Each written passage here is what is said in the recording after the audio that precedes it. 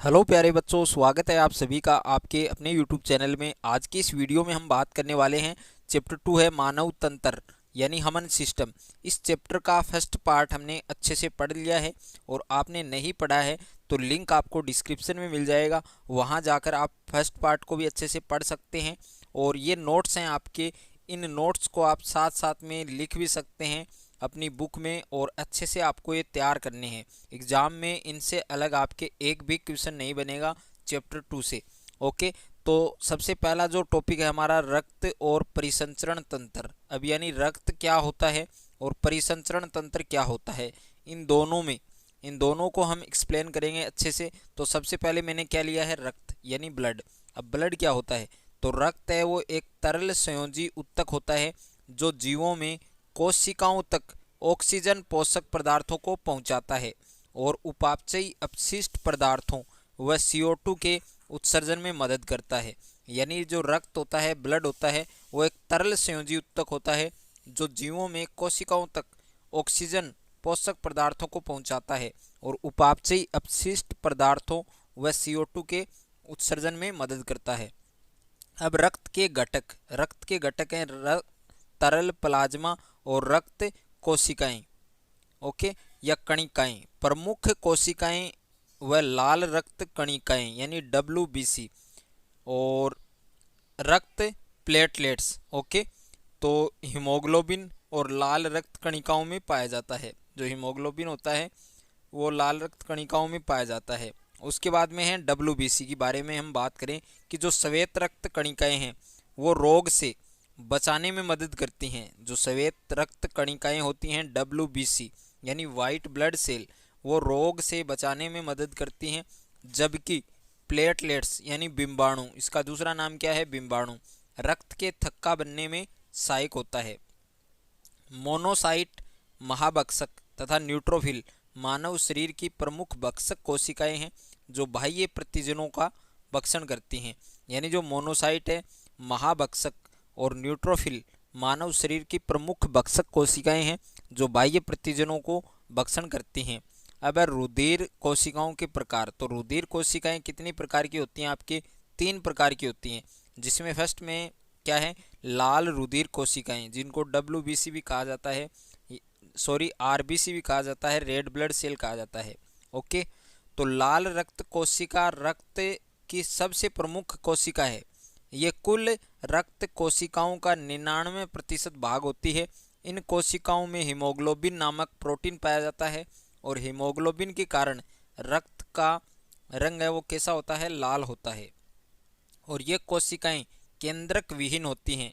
इनकी औसत आयु कितनी होती है, 120 दिन। यानी इनका जीवन काल कितना होता है, RBC का जीवन काल कितना होता है, 120 डेज होता है, 120 दिन का होता है।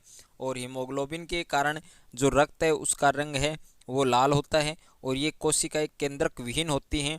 इन कोशिकाओं में हीमोग्लोबिन नामक प्रोटीन पाया जाता है। ये सब आपको अच्छे से ध्यान रखना है। अब है श्वेत रक्त कोशिकाएं यानी WBC वाइट ब्लड सेल। तो ये प्रतिरक्षा प्रदान करती हैं और लाल अस्थि मज्जा में इनका निर्माण होता है। जो श्वेत रक्त कणिकाएं होती हैं, कोशिकाएं होती हैं, उनका निर्माण कहाँ होता है, लाल अस्थि मज्जा में होता है और इन्हें ल्यूकोसाइट भी कहा जाता है। ओके, ये आपको अच्छे से ध्यान रखना है कि जो श्वेत रक्त कोशिकाएं हैं उनको क्या कहा जाता है, ल्यूकोसाइट कहा जाता है।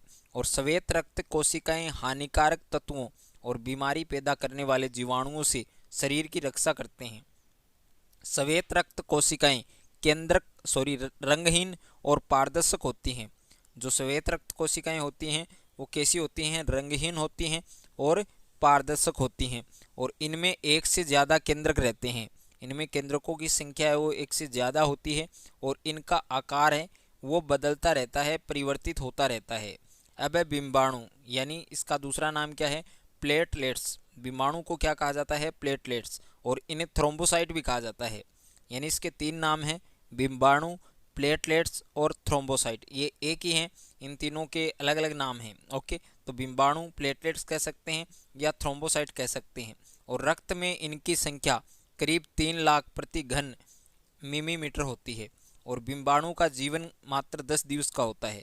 यानी जो बिंबाणु है, थ्रोम्बोसाइट है, उसका जीवन काल कितना होता है, 10 डेज का होता है, 10 दिवस का होता है। और ये कोशिकाएं मुख्य रूप से रक्त का थक्का जमाने में मदद करती है। इनका कार्य क्या है? ब्लड है उसको जमाना, यानी रक्त का थक्का जमाना। ओके, रक्त का थक्का जमाना। और बिंबाणु केंद्रक विहीन कोशिकाएं होती हैं, ये आपको जरूर तैयार करना है।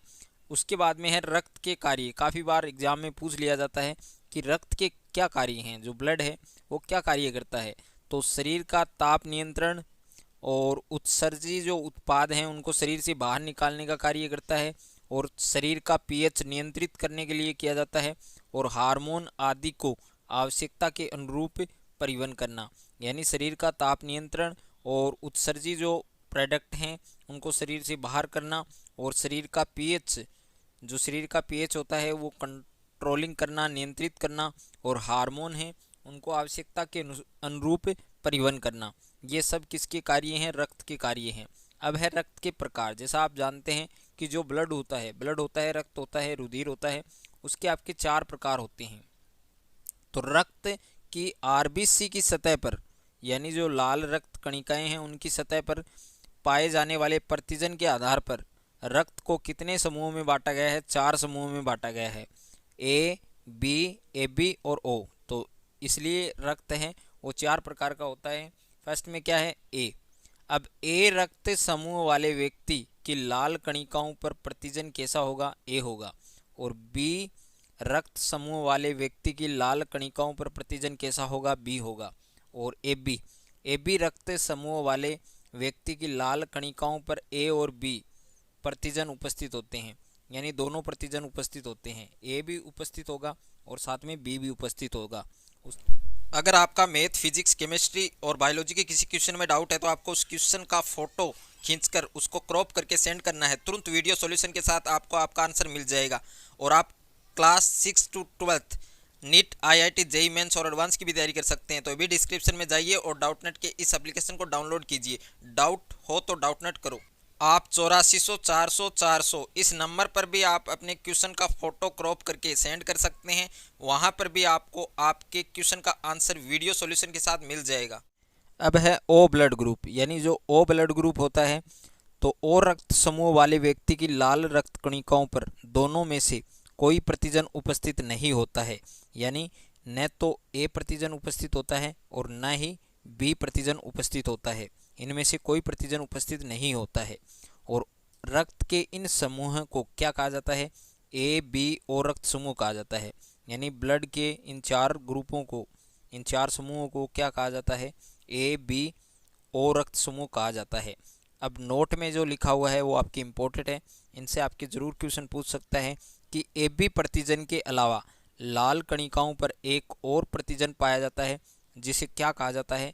RH प्रतिजन कहा जाता है। जिन मनुष्यों में RH कारक उपस्थित होता है उनका RH धनात्मक होता है, यानी जिन मनुष्यों में RH कारक है वो उपस्थित होता है उनका RH कैसा होगा? धनात्मक होगा, पॉजिटिव होगा। और जिनमें RH कारक अनुपस्थित होता है उनका RH कैसा होगा? ऋणात्मक होता है, नेगेटिव होता है। यह आपको ज़रूर अच्छे से ध्यान रखना है। उसके बाद में है रक्त परिसंचरण। अब रक्त परिसंचरण क्या होता है? तो रक्त परिसंचरण की खोज सर्वप्रथम किसने की थी? विलियम हार्वे ने। रक्त परिसंचरण तंत्र की खोज सर्वप्रथम किसने की थी? विलियम हार्वे ने की थी। ये आपको ज़रूर ध्यान रखना है। और लसिका परिसंचरण तंत्र में, लसिका परिसंचरण माध्यम है और इस तंत्र में दबाव नहीं होता है। मनुष्य में बंद परिसंचरण तंत्र पाया जाता है और रक्त वाहिकाओं तक सीमित रहता है। और जैसे पक्षी हैं, स्तनधारी हैं, इनमें बंद परिसंचरण तंत्र पाया जाता है, और जो कीट होते हैं उनमें खुला परिसंचरण तंत्र पाया जाता है। यानी पक्षियों, स्तनधारियों में कैसा परिसंचरण तंत्र पाया जाता है? बंद। और कीट होते हैं उनमें कैसा परिसंचरण तंत्र पाया जाता है? खुला परिसंचरण तंत्र पाया जाता है। अब इनके मुख्य रूप से कितने अंग हैं? 3 हैं, जिसमें एक है हार्ट यानी हृदय, दूसरा रक्त है और तीसरा है रक्त वाहिनियाँ। जिसमें पहला है हमारा हृदय यानी जो हार्ट है।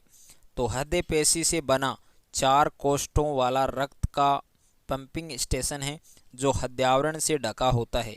और ऊपरी 2 रक्त ग्रहण करने वाले कक्ष आलिंद व निचले 2 रक्त का वितरण पंप करने वाले कक्ष नीले कहलाते हैं।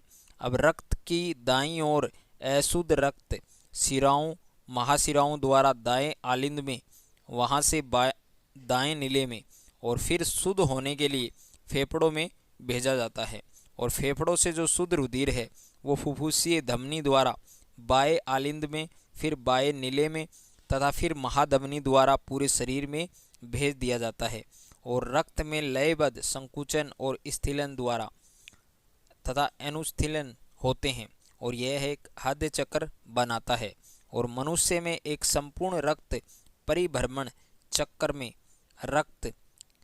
रक्त हृदय से 2 बार होकर गुजरता है, उसको क्या कहते हैं? द्विसंचरण कहते हैं। यानी जो मनुष्य है उसमें एक संपूर्ण रक्त परिभ्रमण चक्र में रक्त हृदय से 2 बार होकर गुजरता है और उस प्रक्रिया को क्या कहा जाता है? द्विसंचरण कहा जाता है।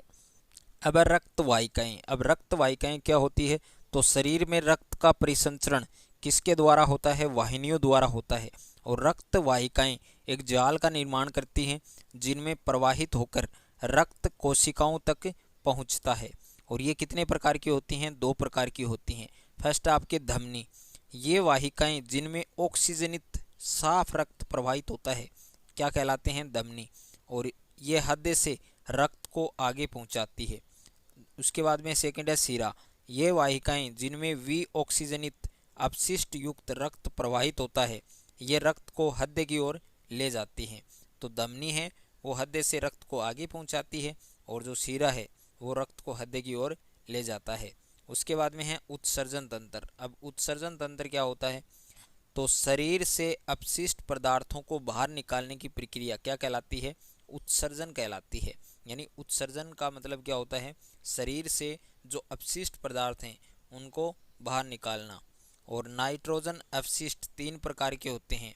पहला आपके अमोनिया है, दूसरा यूरिया है और तीसरा यूरिक अम्ल है। तो अमोनिया उत्सर्जन अमोनियोत्सर्ग प्रक्रिया के द्वारा संपन्न किया जाता है। और अनेक अस्थिल मछलियाँ, उभयचर तथा जलीय कीट इस प्रक्रिया द्वारा अमोनिया का उत्सर्जन करते हैं। और अमोनिया उत्सर्जन के लिए अत्यधिक जल की आवश्यकता होती है। उसके बाद में है यूरिया। यूरिया उत्सर्जन स्तनधारी समुद्री मछलियाँ आदि करते हैं और इन जीवों को यूरिया उत्सर्जी भी कहा जाता है। उसके बाद में है यूरिक अम्ल, जैसे पक्षी हैं, सरीसृप हैं, कीट हैं आदि में अमोनिया को यूरिक अम्ल में परिवर्तित कर यूरिक अम्ल का निर्माण किया जाता है। और मानव उत्सर्जन तंत्र, तो मनुष्यों का उत्सर्जन तंत्र शरीर के तरल अपशिष्टों को एकत्र कर उनका निष्कासन करता है। और इस तंत्र में 2 वृक्क, एक मूत्राशय और 2 मूत्रवाहिनियाँ और एक मूत्र मार्ग होता है। और वृक्कों में वलकुट और मध्यांश 2 भाग होते हैं। वर्ककाणु या नेफ्रॉन वर्क का उत्सर्जन इकाई है और प्रत्येक वर्क में लाखों वर्ककाणु होते हैं। वर्ककाणु के प्रमुख भाग कौन कौन से हैं? बोमेन, संपुट और ग्लोमेरुलस, ये इनके प्रमुख भाग हैं। वर्क नलिका, प्रत्येक वर्क नलिका में समीपस्थ नलिका, हेनले लूप, दूरस्थ नलिका जैसे भाग होते हैं जो अंत में संग्रह नलिका में खुलते हैं। उसके बाद में है मूत्र निर्माण, यानी मूत्र का निर्माण कैसे होता है? तो मूत्र निर्माण 3 प्रक्रियाओं द्वारा संपादित किया जाता है: गुच्छीय निस्यंदन, पुनः अवशोषण और स्त्रावण। तो वृक्क धमनी वृक्क में उत्सर्जी पदार्थ युक्त रक्त लेकर प्रवेश करती है, जिनकी शाखाएं अभिवाही धमनिकाएं कोशिका गुच्छ को रक्त आपूर्ति करती है और निस्यंदन के बाद अपवाही धमनिका केशिका गुच्छ से रक्त संग्रह करती है। और उत्सर्जन में प्रयुक्त अन्य तत्व कौन कौन से हैं? जैसे फेफड़े हैं, CO2, त्वचा है, लवण, यूरिया, लैक्टिक अम्ल। और यकृत हैं, पीत वर्णक, बिलीरुबिन, स्टेरॉइड आदि, ये सब उत्सर्जन करते हैं। ओके, तो वीडियो आपको अच्छा लगे तो वीडियो को लाइक करें, दोस्तों के साथ शेयर करें। चैनल पर नए हैं तो चैनल को सब्सक्राइब कर लीजिए और साथ में बेल आइकन को भी प्रेस कर लीजिए।